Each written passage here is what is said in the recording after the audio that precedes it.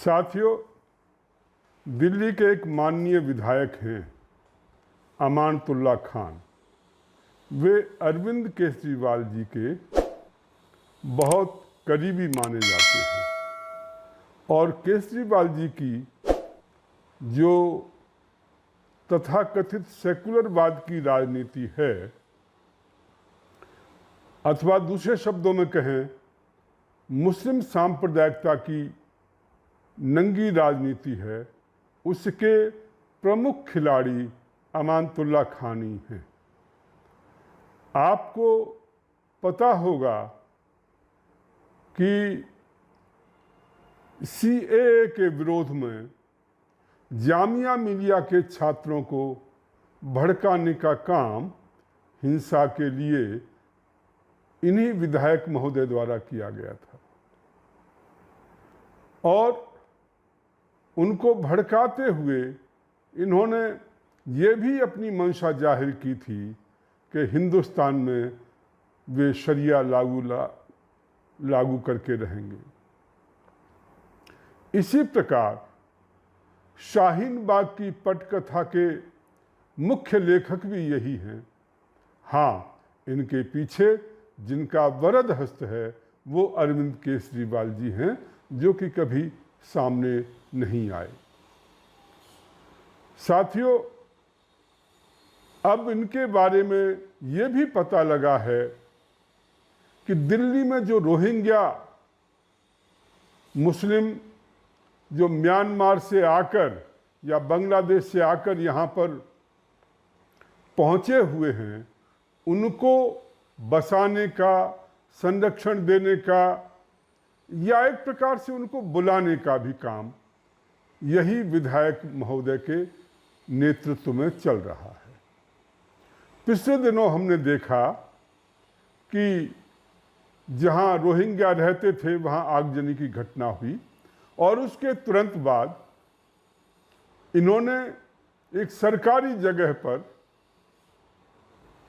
रोहिंग्याओं को बुला लिया और उन सबको टेंट वगैरह लगा करके उनको रखा और साथ ही उनको 1-1 लाख रुपए की सहायता दी तथा पैसा भी दिया और दूसरे ढंग की भी सहायता, अनाज के रूप में भी सहायता दी।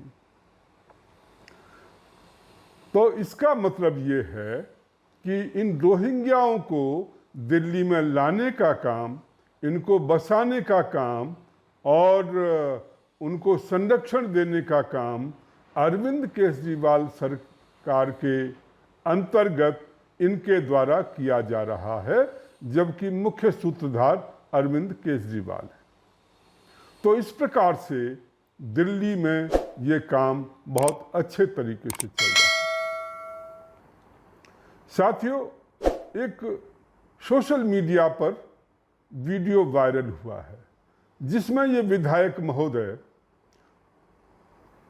यूपी सरकार के जो कुछ पुलिस के अधिकारी हैं, दूसरे अधिकारी हैं, उनके साथ अभद्र व्यवहार करते हुए दिखाई दे रहे हैं, उनको डांट डपट कर रहे हैं और ये कह रहे हैं कि इनको कोई नहीं हटा सकता, जबकि वो जगह यूपी सरकार की है, यूपी सरकार के इरिगेशन विभाग की है।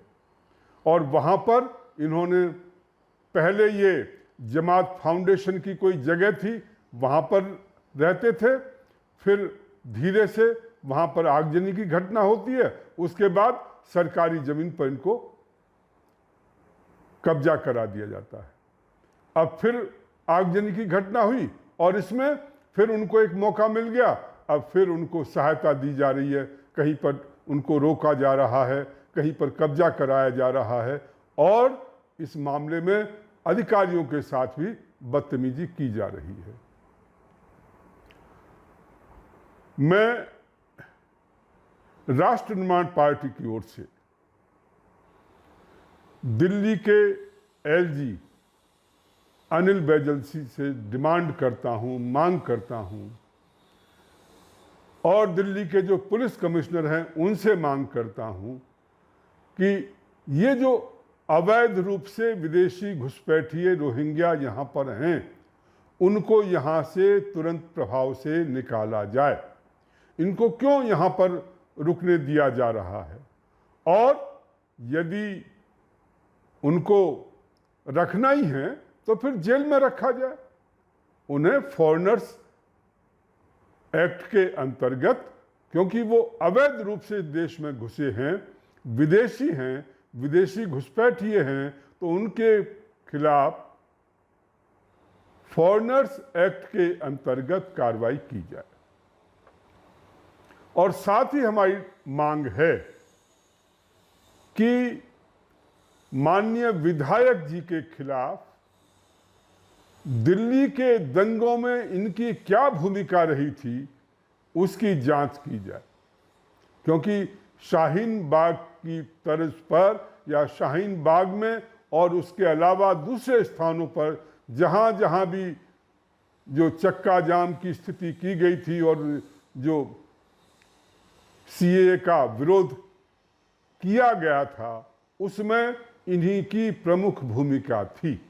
और वो जो सीएए के विरोध में जो शाहीन बाग और दूसरी जगहों पर जो धरने चल रहे थे, उनकी परिणति दिल्ली के दंगों के रूप में हुई, जिसमें काफी संख्या में हिंदू मुसलमान दोनों मारे गए। तो हमारी मांग है एक कि इनके जो दंगों में इनकी क्या भूमिका रही है उसकी जांच तरीके से की जाए। दूसरा, जो ये यहां पर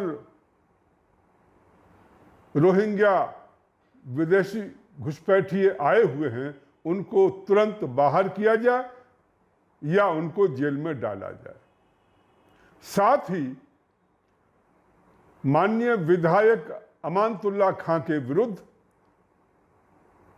इस फॉरेनर्स एक्ट के अंतर्गत विदेशी घुसपैठियों को सहायता देने के अपराध में,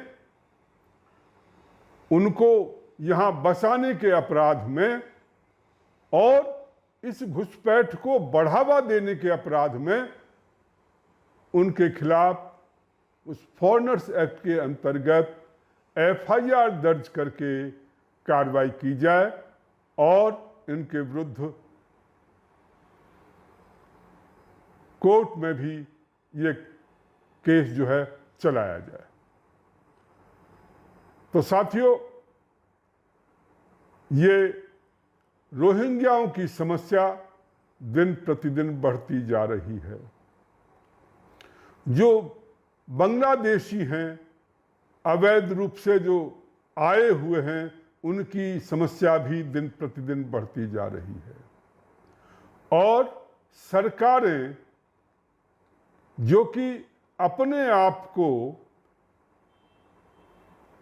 सेकुलर राजनीति का झंडाबदार समझती हैं और अपने आप को समझती हैं कि वो सेकुलर राजनीति कर रहे हैं, उसके नाम पर वो इस ढंग के विदेशी घुसपैठियों को राशन कार्ड बनवाती हैं, उनके आधार कार्ड बनवाती हैं, उनके वोट बनवाती हैं और उन्हें संरक्षण देती हैं, जिससे कि उनका वोट बैंक जो है मजबूत हो सके।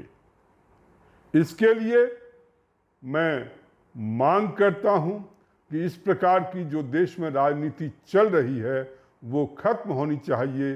कोई भी देश अपने यहाँ विदेशियों को नहीं ठहरने देता, कोई भी देश अपने यहाँ इस ढंग से विदेशियों का स्वागत नहीं करता। तो इसलिए इसको खत्म किया जाना चाहिए और इनको देश से बाहर किया जाना चाहिए। ये राष्ट्रमान पार्टी की मांग है। बहुत बहुत धन्यवाद।